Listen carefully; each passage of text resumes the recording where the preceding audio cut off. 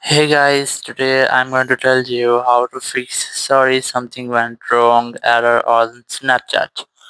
If you're using Snapchat and you're having this type error, this means there's something went wrong.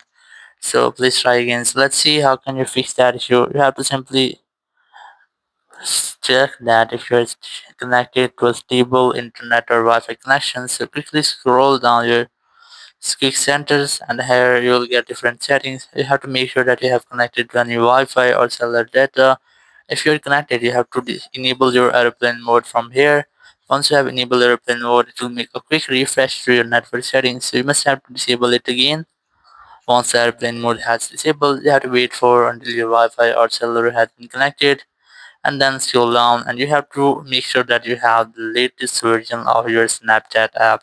So open your app store, go for search and here you have to simply search for Snapchat.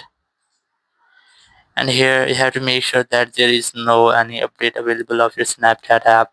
If you have any update, so you must have to update your app. Simply tap on this update option and your app will be updated up to date. Once you have updated your app, you have to wait for almost 5 or 10 minutes to install all the updates of your app, and once you have done, you have to open your Snapchat.